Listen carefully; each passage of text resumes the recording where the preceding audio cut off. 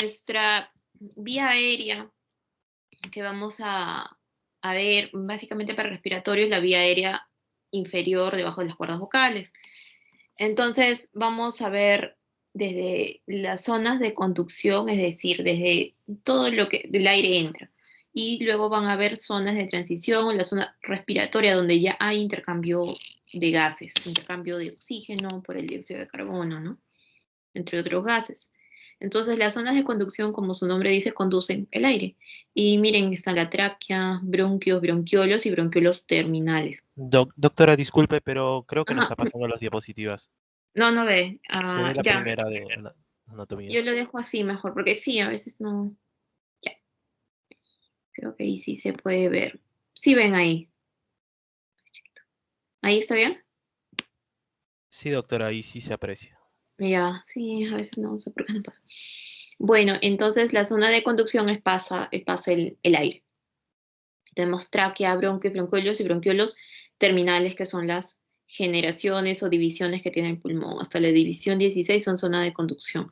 A partir de los bronquiolos respiratorios, que viene a ser la división 19, empieza lo que es ya el intercambio gaseoso, ¿no? En total son 23 divisiones que tiene la vía respiratoria inferior.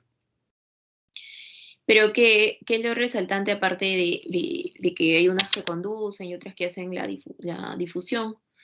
Eh, que si se dan cuenta, conforme va bajando, porque empieza la tráquea, bronquios, bronquiolos, sacos alveolares, alveolos, se va haciendo más pequeña la vía. Entonces el diámetro obviamente que va a ir disminuyendo. No así el número, ¿no? Porque no tenemos 100 tráqueas, tenemos solo una. Bronquios principales, derecho e izquierdo, solo dos. Pero voy bajando y va aumentando en número. Y a la vez va aumentando, como aumenta el número, va aumentando el área transversal, ¿ya? Lo que me va a permitir tener al final una gran área transversal, por ejemplo, para todos los alvéolos los abro y me da esta cifra que es bastante mayor al área transversal de la tráquea. Y esto es necesario porque necesito bastante espacio como para hacer el intercambio gaseoso. Entonces, recordar que la tráquea va desde el cricoides, desde la vértebra cervical 6 hasta la carina, que empieza la división, esto es a la altura del D5. Entonces puede contener entre 18 a 22 anillos y más o menos la longitud está de 15 centímetros, 10 centímetros, depende. Entonces, de ahí viene la división carina y se divide derecho, izquierdo. El derecho es más corto, es recto, entonces si se dan cuenta es más fácil que por acá se puedan atragantar más cosas. Los niñitos, las personas que están inconscientes, a veces los alcohólicos, entonces mucha aspiración puede pasarse por el bronquio derecho. En cambio, el izquierdo es más largo, eh, no es tan, si se dan cuenta el ángulo del derecho es como que está hecho como para que se deslice por acá rápidamente algún objeto o algún cuerpo extraño, en cambio el izquierdo no, es más difícil. Ya. Bueno, esta es una tomografía que se puede, lo pongo acá porque eh, esto es la tráquea, entonces esto es, y acá adentro lo que ven es un tubo endotraqueal, miren cómo baila, para que vean que a veces la tráquea puede dilatarse de tal manera de que baila el tubo endotraqueal, ¿no? Solamente para que vean esto. Luego en esta radiografía de tórax posterior anterior podemos apreciar que para iliar derecho vemos esta imagen, que es una dentadura. Entonces, esto demuestra que, bueno, en el lado derecho es más propenso que haya aspiraciones de comidas, cuerpos extraños, de varias cosas, ¿sí?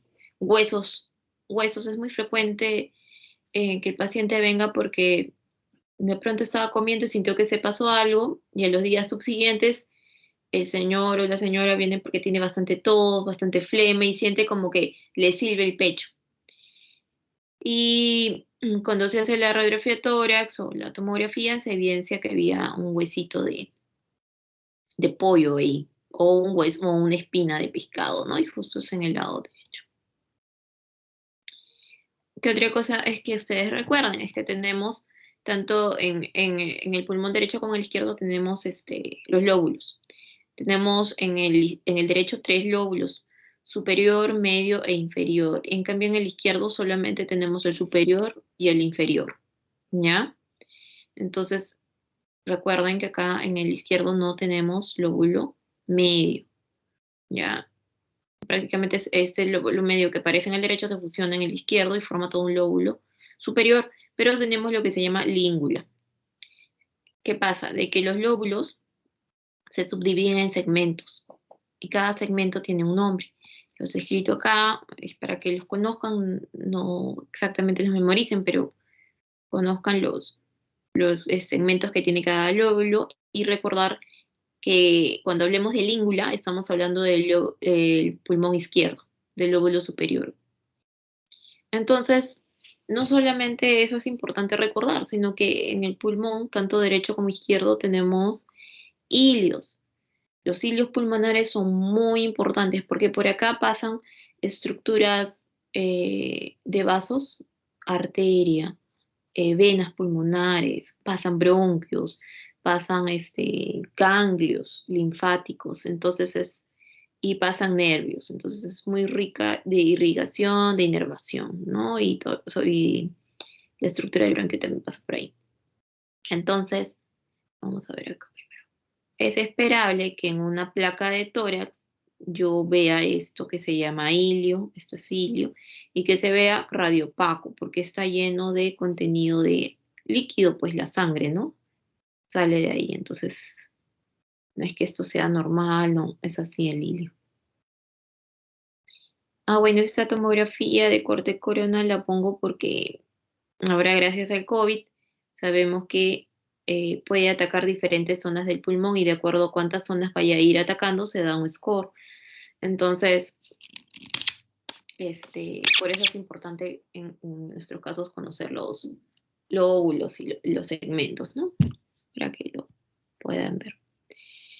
Entonces, lo otro que tienen que recordar es que en la vasculatura pulmonar tenemos una arteria y una vena pulmonar. Entonces pasa que la arteria pulmonar, es decir, que va a salir del ventrículo derecho, no va a estar oxigenada. Entonces esa arteria pulmonar tiene que ir a los pulmones para ser oxigenada y regresar como vena pulmonar oxigenada e irse al corazón izquierdo, ¿no? Entonces, sí es importante que recuerden esto, ¿no? Lo diferencia de la sistémica. Ahora, ¿qué otra cosa es importante que recuerden de esta arteria pulmonar? Bueno, obvio, que la derecha y la izquierda tiene superior e inferior. Pero lo otro importante es que tiene presiones presiones de arteria pulmonar bien bajas, no como las sistólicas, ¿no?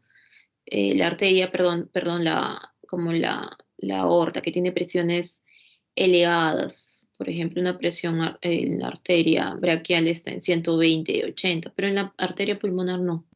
Son presiones muy bajas, ¿ya? Porque no puede haber presiones tan elevadas acá dentro del pulmón, si no, no podría haber flujo, ¿ya? Para recorrer la arteria pulmonar. ¿Qué otra estructura es necesaria que lo recuerden? Es el mediastino. El mediastino que está ubicado entre los dos pulmones, entre la base del cuello y por abajo el diafragma, que lo vamos a ver también en una clase más a detalle, pero recordar que este espacio debe ser dividido para ser mejor estudiado. Y van a encontrar que en los diferentes libros pueden haber divisiones. Miren, por ejemplo, acá que dice división anterior, media, posterior y superior. Pero hay una división que es de Felson, es la más sencilla, me parece que es la que mejor se puede estudiar con mayor facilidad. Y esta divide el mediastino en anterior, en medio y posterior. El anterior o prevascular que está detrás del esternón y delante del pericardio. El medio está entre el mediastino anterior y el posterior, ¿no? Bueno, el posterior obviamente está detrás del mediastino medio y su límite posterior va a ser la columna vertebral. ¿Y por qué es importante la división? Porque cada uno va a contener diferentes órganos.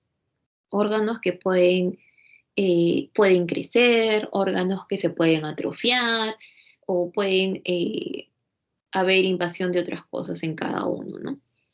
Entonces, por ejemplo, en el mediastino anterior podemos tener timo o sus restos, grasa mediastínica, vasos mamarios internos, ganglios linfáticos. En el mediastino medio tenemos al corazón, a los grandes vasos. Acuérdense que en el corazón tenemos la arteria pulmonar, la vena pulmonar que están entrando, saliendo, estamos por ahí se está ya saliendo la aorta. Entonces también tenemos tráquea, bronquios, ganglios linfáticos.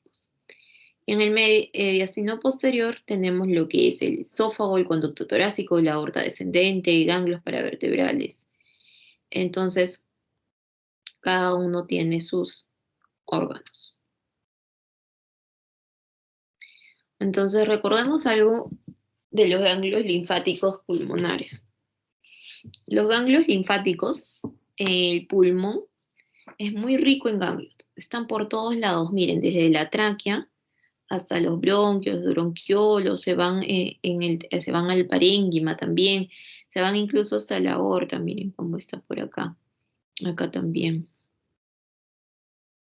Entonces, está llenecito de ganglios el pulmón, ¿ya? Es por eso que son tantos que se ha decidido dividirlos en 14 grupos diferentes. No les pido que se los memoricen, pero sepan que el pulmón y sus estructuras cercanas están llenos de ganglios. Entonces, por ejemplo, es por eso que el cáncer de pulmón, eh, cuando se diagnostica, generalmente ya está avanzado porque tiene tantos ganglios que es muy fácil irse a todos los órganos, estas células malignas, ¿ya? Es por eso que cáncer de pulmón generalmente se diagnostica en estadios ya avanzados. O lo otro es que avanza muy rápido. Acá hay otros ganglios. Ahora, estaba mencionando que en el mediastino posterior teníamos la aorta descendente, el esófago, vena miáceos, y junto a ella se encuentra un conducto, el conducto torácico. Entonces, asciende entre la vena ácigos y la aorta y va a drenar en la vena subclavicular.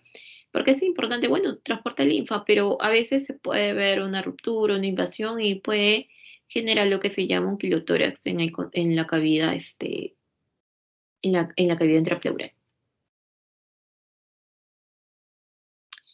¿Qué otras estructuras son muy importantes en recordar? Las pleuras. Acuérdense, tenemos una pleura parietal y una visceral. Entre ellas se dice que hay una cavidad que es virtual. Es virtual es virtual porque dicen que no existe, que no, en verdad no hay una cavidad, pero se ha visto que dentro, entre ellas, tiene que haber un poco de líquido. ¿Por qué? Porque tienen que deslizarse cuando el pulmón se expanda. Se expande el pulmón y este debe facilitar esa expansión. Entonces, para que no haya fricción, para que no sea tan difícil ese roce, tiene que haber un poquito de líquido para lubricar. Entonces, es lo mínimo necesario que debe haber. Sí hay líquido, pero es lo mínimo necesario. Entonces, también tiene como son pleuras, se ingresan entre la cisura, la pleura, tenemos pleuras diafragmáticas, mediastinales. Entonces tenemos zonas de declive de los recesos, costo diafragmático y costo mediastínico. Costo diafragmático y costo mediastínico, ¿no? Costo cardíaco, costo frénico, bueno. ¿Qué pasa? ¿Por qué son importantes? Porque acá suele ser zonas de acúmulo de líquido, como son zonas en declive, de repente que ya justo mi cavidad intrapleural tiene un poco más de líquido necesario, entonces se van a acumular en esos recesos, ¿no? Y ahí es donde se pueden visualizar con mayor facilidad. Bueno, otra estructura que es para recordar es el nervio vago. Ya está lateral a la tráquea, posteromedial a la vena brachiocefálica derecha y vena cava superior. Me pueden dar, si se estimula bradicardia, me puede dar tos, ¿no? Igual tenemos vago izquierdo. solamente para recordar esa estructura, pero la más importante de las estructuras, una más importante es el diafragma.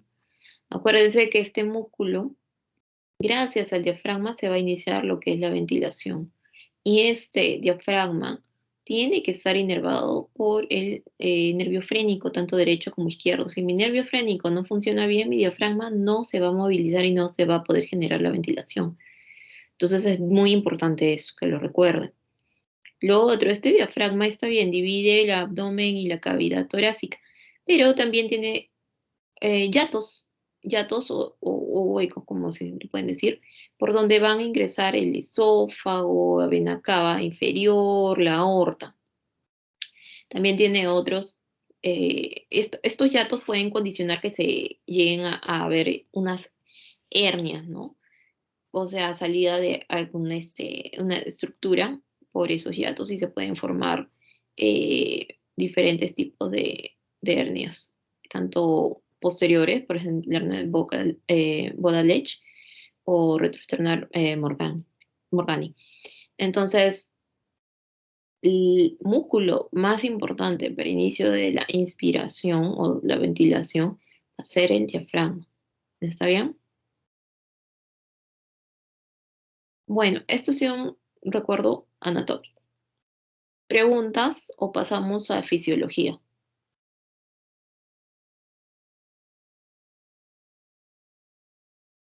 Doctora, una consulta. ¿Hay variaciones anatómicas frecuentes en lo que es los vasos del territorio del cuello? Mm, ¿Cómo? ¿En el territorio del cuello qué? o sea, ¿existen variaciones anatómicas como semiológicamente los pacientes vienen, ¿no? Y anatómicamente ellos no son iguales. De repente por ahí pueden haber variaciones anatómicas que pueden generar distintas, por ejemplo, el cuello corto. Se hace un poco complicado evaluar las venas yugulares, la dilatación de las venas yugulares, el tórax en tonel, el tórax Ajá. en quilla, el tórax pectus excavatum. Esas Ujú. variaciones anatómicas, así hay más, pueden generarnos problemas al valorarlo semiológicamente. Claro, cualquier variación, sí. Es más, en historia clínica lo vamos a ver alguna de esas variaciones. Ahora, eh, ahora que nos toca historia clínica, porque pensaba hacer ahora esa clase, sí, claro, cualquier variación nos puede hacer dudar, por eso ustedes tienen que estar familiarizados con lo que es lo normal primero, ¿ya? Y ahí sí van a encontrar las diferencias y van a decir, no, esa es una anormalidad, ¿no? Pero sí, ahora lo vamos a ver más bien. Sí, justo tenemos imágenes de eso, me parece que he puesto.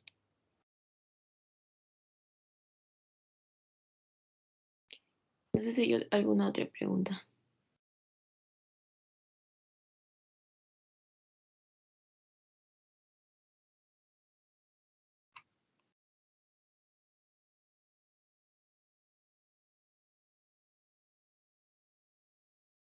¿No? ¿Pasamos entonces?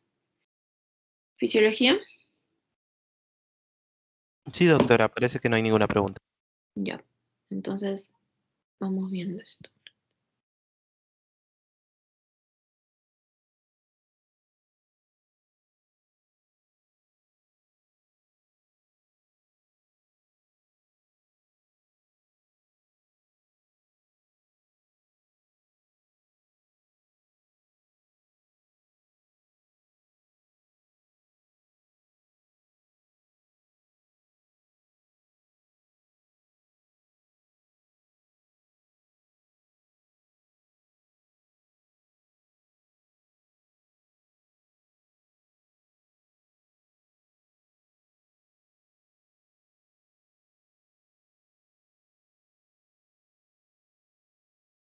Ya. Para recordar que fisiología hay que verlas, recordar un poco de las funciones pulmonares, respiratorias, mejor dicho.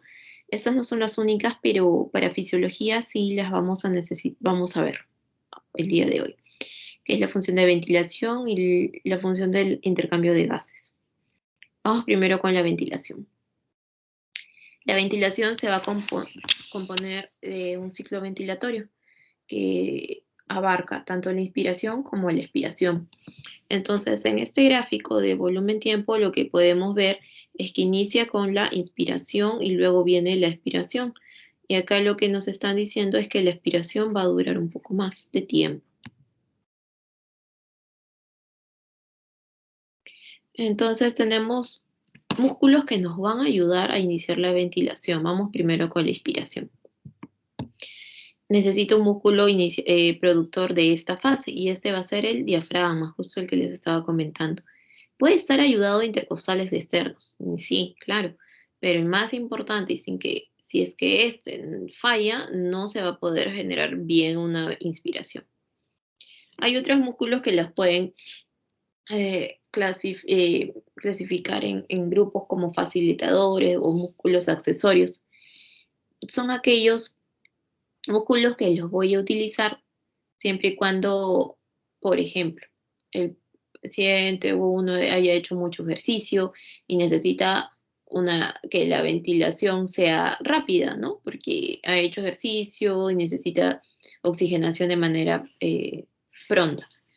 O pacientes que estén con una sepsis y estén con un metabolismo muy acelerado y necesiten estos músculos respiratorios para poder respirar. No sé, de repente tiene una neumonía y necesita ayuda a estos músculos, ¿no? Que normalmente no los usamos porque nos basta con estos. Pero tenemos también otros músculos para la respiración, pero si se dan cuenta, no hay productores de fase, no existen. Entonces tenemos los facilitadores y los accesorios, ¿no? Que nos pueden ayudar en la expiración. Pero ¿por qué no hay? Porque la inspiración se da gracias a las propiedades del pulmón. El pulmón tiende al colapso. Entonces, yo uso mis músculos para poder inspirar, agrandarlo. Y luego llega un punto que ya no se puede más y el pulmón, por sus mismas propiedades que tienden al colapso, generan la expiración. Y es por eso también que demora un poquito más. Entonces, en esta gráfica que vamos a ver es cómo se inicia la ventilación. Y para eso hay que recordar la ley de Boyle-Marriott, que nos dice que a temperatura constante la presión es inversamente proporcional al volumen. Entonces, por ejemplo, nosotros estamos a nivel del mar y nuestra presión atmosférica es de 760.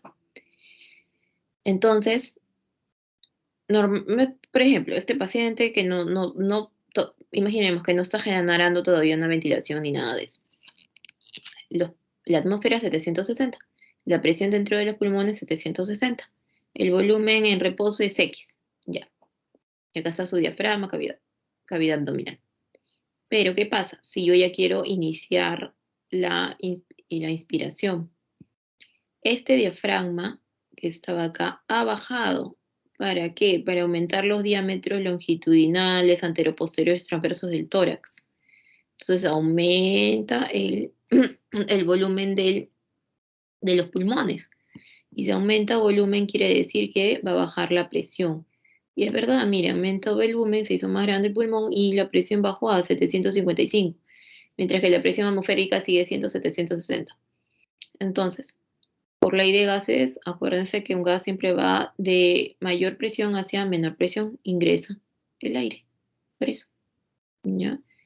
Miren, el desplazamiento del diafragma se vio hacia abajo, generando una presión en la cavidad abdominal.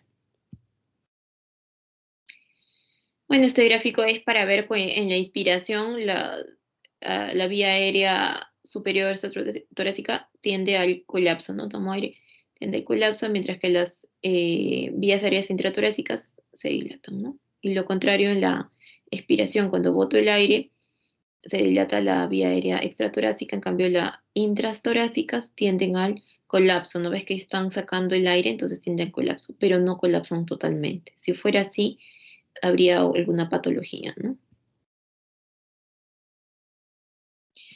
Bien, entonces aquí vamos a ver que el pulmón está rodeado, les dije, por las pleuras y entre las pleuras hay una cavidad intrapleural. Pero esta cavidad no solamente está llena de un poquito de agua para que puedan lubricarse y deslizar, sino también contienen una presión negativa. ¿Y por qué? Porque esta presión negativa ayuda a mantener el pulmón expandido. Entonces, esta presión dentro de esta cavidad debe ser siempre negativa. Si se rompe, un ratito, ay, perdón. Si se rompe esta presión, por ejemplo, no sé, hay un hueco acá y se rompe la presión o entra líquido o algo, este pulmón va a tender al colapso, ¿ya?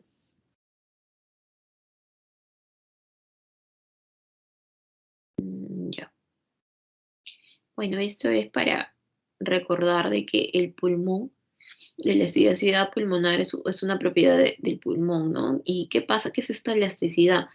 Que quiere decir que el cuerpo recobra su posición original, ¿no? Una vez que la fuerza desaparece, la fuerza que lo ha deformado. O sea, ese retroceso elástico, lo que les estaba comentando, yo doy una fuerza para que se abra el pulmón un montón, se extienda, pero luego esa fuerza desaparece en un punto. Entonces, lo que queda es que el pulmón recobre su forma normal. Ese es el retroceso elástico y es por eso que se da la aspiración. Esta gráfica lo explica igual. ¿Qué pasa?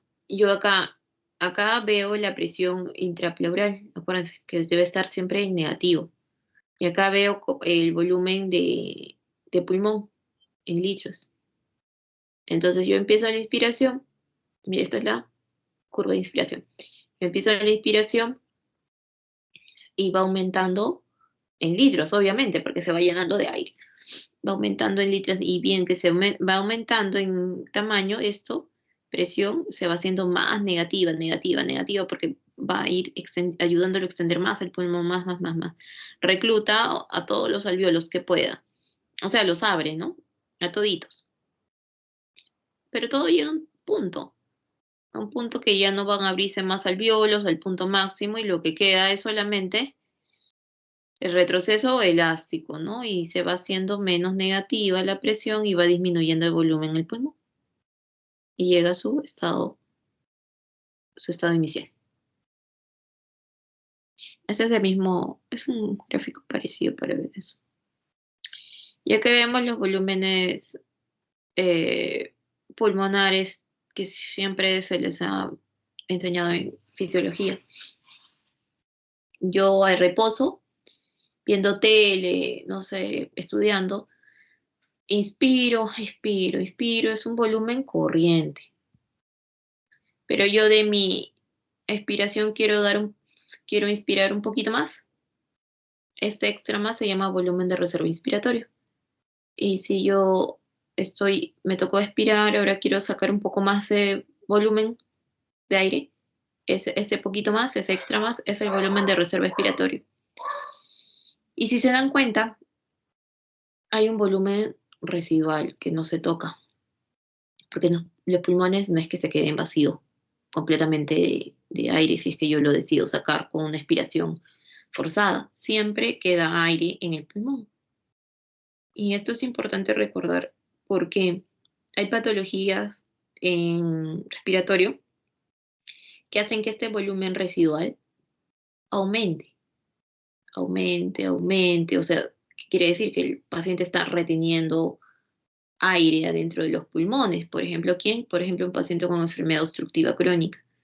Entonces retiene aire, retiene y cada vez, si no hay un buen tratamiento, o fuma mucho y no deja de fumar, va reteniendo más aire, más aire, más aire, y esto va a ir abarcando pronto, afectando, mejor dicho, los volúmenes de reserva expiratoria, el volumen corriente. Entonces, este, es para recordar, ¿no? Los volúmenes residuales. Ahora, nosotros también tenemos espacios dentro del pulmón de que no van a ser intercambio gaseoso, espacios muertos anatómicos, ¿no? Que le dicen que es como 150 mililitros. Hay espacios alveolares muertos, que es aire en alveolo que no está profundido, no hay intercambio. No es que nosotros todo el rato estemos con los alveolos abiertos haciendo todo, intercambios, ¿no? Hay algunos que pueden estar colapsados cuando estamos haciendo cosas en reposo, no los necesitamos, no hay problema, porque somos personas sanas, pero esto sí es importante en aquella persona que ya tiene alguna patología de base, ¿no? El espacio muerto fisiológico, la sumatoria de estos. Bien, entonces vimos ya lo que es ventilación. Entonces vamos a ver ahora difusión. Para hacer difusión, recordar un poco qué es la difusión, tenemos que recordar que hay una composición del aire. No es que hay todo el aire que yo respiro, todo tiene oxígeno. No, no es así. O sea, hay varios, miren, varios gases adentro. Pero dentro de toditos estos gases, la fracción de oxígeno es de 21. ¿Ya? ¿Preguntas? ¿Se quieren preguntar? ¿No?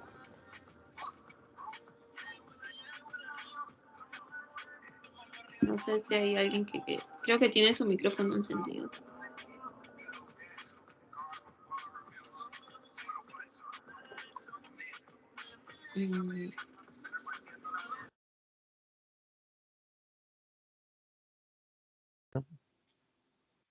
¿Ya? ¿Ahora sí? Sí, doctora, Ya. gracias.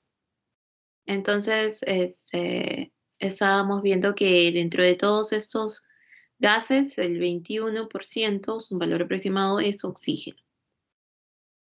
Entonces, acá viene un poquito de fórmulas, pero es como para que puedan comprender la difusión.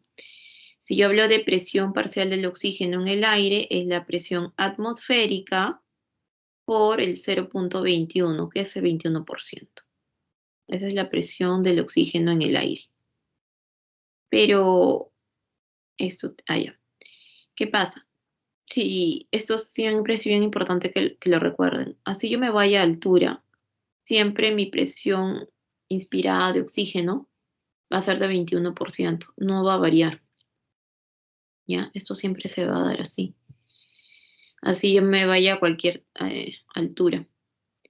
Entonces, dijimos que la presión inspirada, la presión parcial del oxígeno en el aire era la presión atmosférica, que esa sí va a variar, porque mientras que yo más altura tenga, la presión atmosférica va a ir disminuyendo. Más altura va disminuyendo la presión atmosférica. Entonces, si yo estoy a nivel del mar, tenemos una presión atmosférica de 760. Por la concentración de oxígeno, que es la de 21, me da una presión de oxígeno en el aire de 159. Pero si me voy a una muy gran altura, 8.000 metros de altura, la presión atmosférica ha disminuido, miren, de 760 a 252. Pero mi concentración de oxígeno sigue siendo 21%. Si lo multiplico, 53. Mi presión de oxígeno en el aire, o sea, lo que llegaría a tener para que yo pueda inspirar y hacer todo mi metabolismo es de 53, es muy poquito. Entonces, cuando yo respiro, mi presión de oxígeno ingresa por las fosas nasales, pero en estas fosas nasales van a encontrarse ciertas cosas. Primero que va a calentar el aire, lo va a humedecer. Entonces esto se genera una presión nueva, un vapor de agua, que suele ser 47. Esto sucede sí o sí, siempre y cuando yo esté respirando, pues, ¿no? Por la nariz y las fosas nasales. Entonces se va a generar este vapor y, bueno, lo sigo inspirando a 21%, 0,21. Y luego, conforme este aire ya entró a mis vías aéreas superiores, va a ir bajando, para que tiene que pasar por toda la vía aérea, pues, ¿no? Corres de tráquea, bronquio, bronquiolos, todo tiene que ir bajando. Y se va a ir encontrando con otras cosas en el camino, porque cuando llega a los alvéolos, también encuentra que hay un nuevo gas, el dióxido de carbono, porque ese sí está en el alvéolo también. Entonces, esto hace que un poco no llegue exactamente lo que he inspirado, sino llegue un poco menos de oxígeno, ¿ya? Es más que nada que recuerden eso, ¿ya? No necesariamente que se memoricen las fórmulas, pero que se lleven ese concepto. Bien, entonces ahora, pero ya llegó el oxígeno a mi alveolo. Acuérdense, no solo oxígeno, llegan otros gases, ¿no? Pero llegado el oxígeno, acá se encuentra con el dióxido de carbono, y acá están en mi alveolo, ¿no? Entonces, por el alveolo van a pasar capilares. Va a pasar un capilar que viene de la vía sistémica, ha pasado por todo el cuerpo, entonces ha pasado dando oxígeno, dando oxígeno. ¿Qué significa? Que está viniendo desoxigenado, ¿no? Una presión de oxígeno baja y el dióxido de carbono generalmente se mantiene. Entonces la idea es de que esto pasa por el alveolo, hace intercambio, acá el oxígeno se va hacia el capilar y sale oxigenado, con más oxígeno. Entonces esto se puede dar gracias a una ley de Fick que me dice que cuando haya diferencia de presiones, es decir, nuevamente, acordarnos de que donde hay mayor presión se va a ir donde hay menor presión. Acá la presión del oxígeno es 109 y acá es de 75, obviamente se va a ir para acá, para el capilar, ¿no? Entonces tiene que haber esa diferencia de presiones para que pase eso. ¿Y qué otra cosa me dice? Que tiene que haber una superficie de difusión lo suficientemente amplia para poder realizar la difusión. A más superficie, mayor difusión. La superficie de difusión es la membrana, ¿no? Alveolo capilar. No tiene que estar rota, tiene que haber lo necesario para que pueda hacerlo. Y qué otra cosa me dice que esa membrana no debe tener mucho espesor, porque si no va a haber problemas. A mayor espesor, menos difusión. Entonces, un alveolo bien ventilado, en lo normal sería, ¿no? Bien ventilado, va a venir un capilar poco desoxigenado porque ha pasado por todo el cuerpo. Entonces, se oxigena y luego se va hacia el corazón, ¿no? Entonces, eso es lo normal, hay una buena ventilación y una buena perfusión. Pero hay casos de que hay algo que impide la ventilación. No sé, puede haber un cuerpo extraño, puede haber una secreción, algo que impide que el aire llegue al alveolo y el capilar puede ser oxigenado. Entonces, se pueden generar desequilibrios de la ventilación y de la perfusión. Y, o tal vez no pasa nada en la vía aérea, tal vez el problema es en el capilar, ¿no? Algo pasó, lo está obstruyendo, no pasa la sangre por acá y también hay un desequilibrio de ventilación-perfusión. Buena ventilación y hay poca perfusión. Son los desequilibrios de ventilación-perfusión. Ahora, otro concepto para que lo tengan en cuenta cuando vean gasometría. Me imagino que han visto algo de gasometría o todavía no en renal. No, no lo sé. Pero a recordar que tenemos un gradiente alveolo arterial, que es la diferencial de la presión alveolar de oxígeno, esta que está acá, menos la presión de la presión parcial del oxígeno, ¿no? Esta debería ser inferior a 10 para que haya una buena oxigenación, siempre y cuando el paciente tenga ventilación ambiental. Pues ya, eso en general, ¿no? Que puede ser, pero hay 4% de sangre, bueno, del total del gasto cardíaco, que no va a ser la difusión, que no va a ser el intercambio de gases. Pero no hay problema porque esto es es algo anatómico, es algo fisiológico y ahora vamos a ver dónde se produce. Entonces, si está dentro de lo adecuado, porque de repente son arterias bronquiales, no lo sé, no hay problema, pero si hay patologías que aumentan este cortocircuito, es donde sí va a haber problemas para el paciente, ¿no? Porque se van a generar las hipoxemias. Entonces, ya, entonces seguimos. Entonces, vamos a hablar ahora un poco de hipoxemias. Hipoxemia es, ¿a qué me refiero? Me refiero a que el oxígeno en sangre arterial o la presión parcial del oxígeno es menos de 80 milímetros de mercurio. Es decir, yo estoy haciendo un diagnóstico por gasometría, ¿no? Por el AGA. Y insuficiencia respiratoria, digo, si es que esto no es menos de 60. Acá les traigo para que recuerden las gasometrías, ¿no? Una presión parcial del oxígeno en arteria sistémica, ¿no? Ya está oxigenada, dicen que debe ser mayor a 80. Si es menor, ya pues hablo de hipoxemia. Y si es menos de 60, insuficiencia respiratoria. Pueden clasificarla por grados y así hay varios tipos, hay varias clasificaciones, así que van a encontrar este tipo de clasificaciones y más. Así que les traigo acá un ejemplo. Entonces, pero esta hipoxemia no se genera solo por un mecanismo fisiopatológico, sino hay varios. Acá les traigo 5. Pero estos se pueden superponer, o sea, puedo tener en un paciente dos cosas. Por ejemplo, desequilibrio de relación ventilación, que es lo más común, con trastorno de difusión o con incremento de shunt. Entonces, se pueden superponer. Para ver el primer mecanismo fisiopatológico, quiero que recuerden que nosotros a cualquier altura que estemos, vamos a respirar oxígeno, la fracción inspirada de oxígeno va a ser del 21%. Esto va siempre y cuando yo no tenga oxígeno suplementario, o sea, no me hayan dado oxígeno extra. Yo respiro siempre el 21%.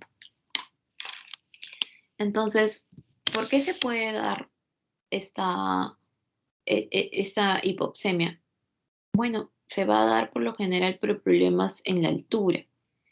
Se da en aquellos pacientes que han ido a la altura y como han cambiado la presión atmosférica. Acuérdense que estamos a 760. Si se van a más altura, no sé, la presión puede cambiar a,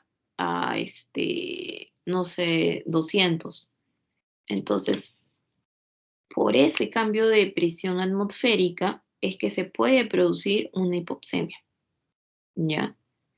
Ahora, ¿existe otro mecanismo para que haya una disminución de la presión inspirada del oxígeno? Sí. Por ejemplo, que el paciente inspire otro tipo de gas, por ejemplo, el monóxido de carbono. De repente en un incendio ha estado y el monóxido de carbono es muchísimo más veloz que el oxígeno y tiene mayor afinidad por la hemoglobina que el oxígeno. Entonces, ahí sí mi fracción inspirada de oxígeno cambiaría, porque ya no sería 21%, sino sería menos, inferior, porque ahí hay otro gas que le está ganando el oxígeno. Pero por lo general, la disminución de la presión inspirada de oxígeno se va a dar porque el paciente está en altura. ¿Qué otro mecanismo tengo de la hipoxemia? La hipoventilación. Entonces, aquí el paciente va a presentar incrementos de la presión de dióxido de carbono.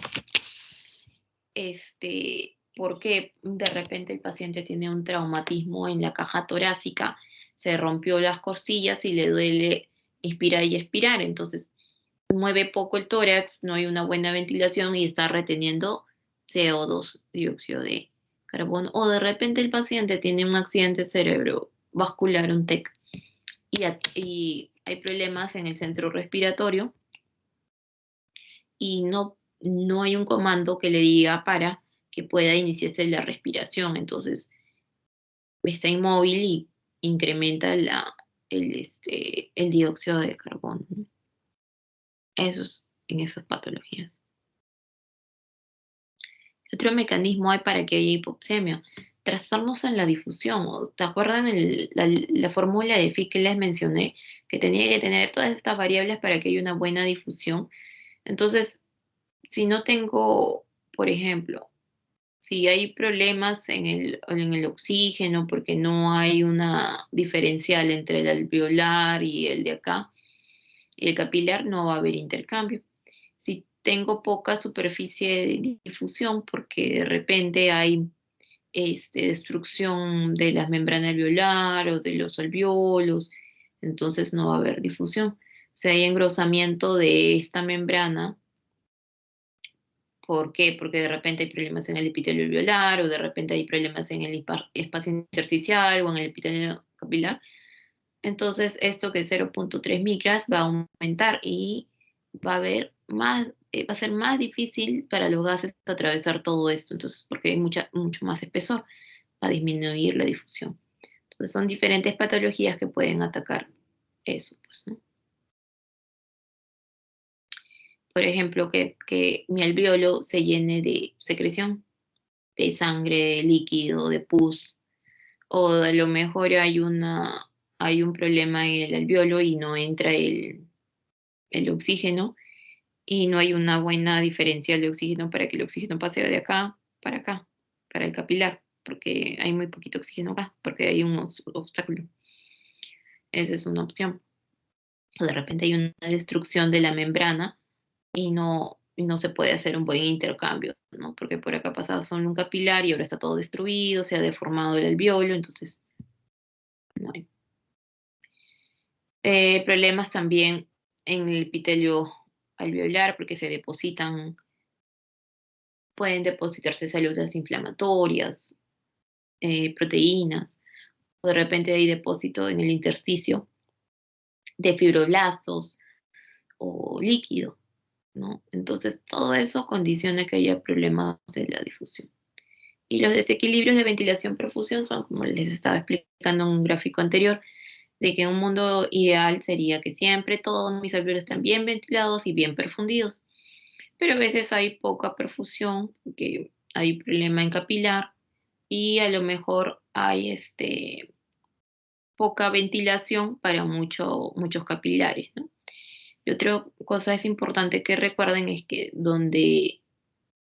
si no hay una buena, supongamos que en este alveolo no hay una buena ventilación, porque acá hay un obstáculo que impide que ventile, lo que va a suceder es que va a haber una vasoconstricción del capilar y el capilar la sangre de acá la va a ir llevando hacia otro lugar donde sí esté bien oxigenado.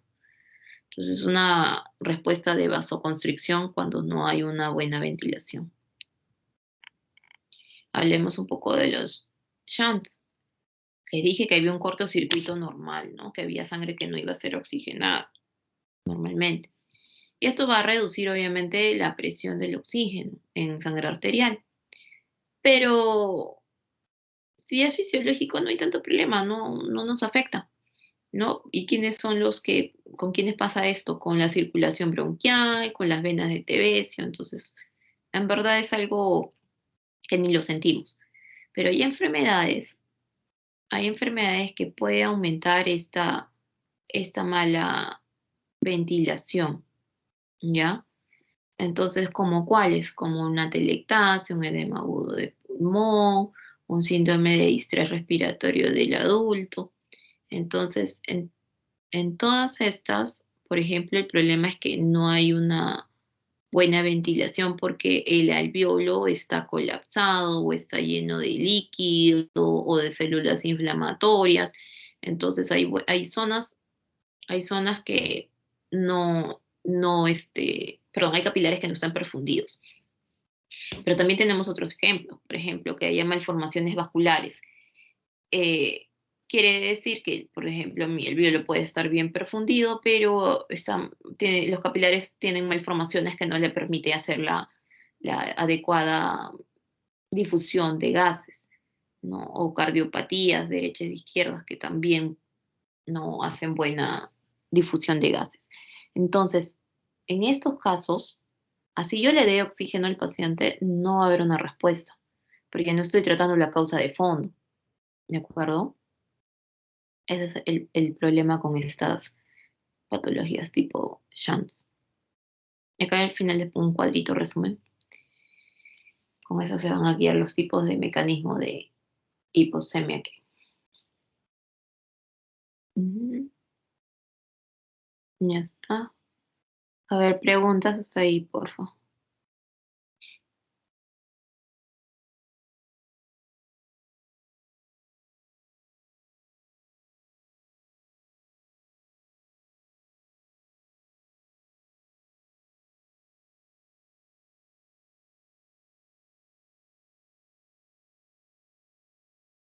Doctora, buenas noches. Una pregunta.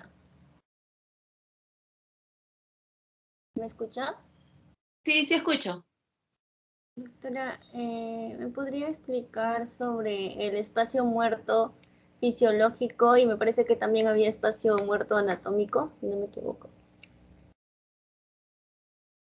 Ah, ya, los espacios muertos. Ya. Sí. Acuérdate de que nosotros no, vamos a ver, ay, ¿dónde está esto? A ver, espacio muerto, a ver, espacio muerto llamo a donde no hay intercambio de gases, ¿no? No hay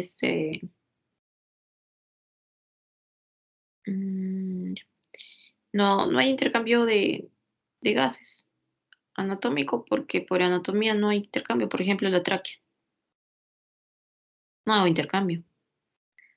En espacio alveolar, en verdad, es aquellos alveolos que están colapsados, cuando normalmente tenemos alveolos colapsados, porque no los necesitamos a todos abiertos ahorita que estamos en reposo.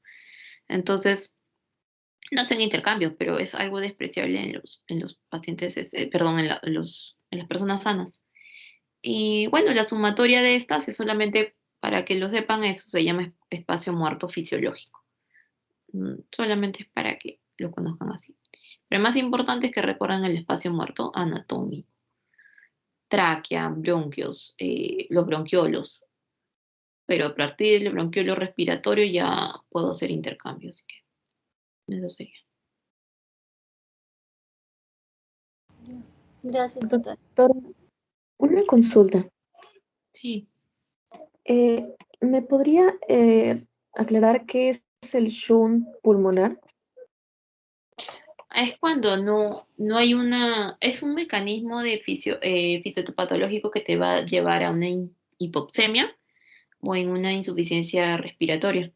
El shunt se trata de que no hay una perfusión, un adecuado intercambio de gases. Que pasa sin el capilar, puede pasar sin oxigenar al corazón y eso se va a la vía sistémica. Ese es el problema del shunt, de que no va a haber intercambio, no, de repente no hay intercambio porque pasa algo con el alveolo, de repente dentro del alveolo está colapsado o el alveolo está lleno de algo que no puede ser el intercambio. O de repente hay un problema en la sangre, como que malformaciones vasculares que pasan de frente al corazón sin pasar por los alveolos. O por ejemplo, los cardíacos, pacientes que tienen que la sangre del corazón derecho, en vez de irse por el pulmón, se van de frente al corazón izquierdo y se van a la vía sistémica, ¿no? Por ejemplo, ese tipo de casos. Y si yo le doy oxígeno, o sea, supongamos tengo un paciente que tiene una cardiopatía congénita, que tiene que la sangre del corazón derecho se va para el izquierdo y se va a la vía sistémica. O sea, si yo le doy oxígeno, eso no va a corregir porque esa sangre no está yendo al pulmón tampoco.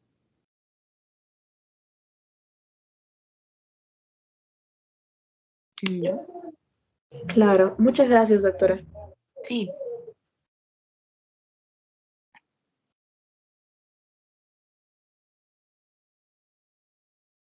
Ya, a ver, si no hay más preguntas, no sé si seguimos.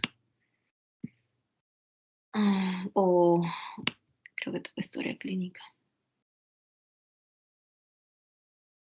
¿Cómo hacemos? Doctora, ya nos falta como 20 minutos, 25 minutos para empezar la clase de imágenes. Ya, No sé si en el tiempo restante podemos conversar de cómo podemos planificar la siguiente clase teórica, las siguientes dos clases teóricas. ya, yo creo que las siguientes dos clases van a ser dos en una para que no haya problemas. Podría ser, digo, el jueves, pero ¿Te parece si veo el horario te escribo? Sí, porque la delegada me mencionó que el doctor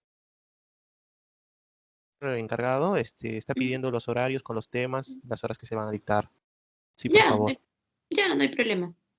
Entonces, aquí lo dejamos y ya pueden ir a sus clases entonces.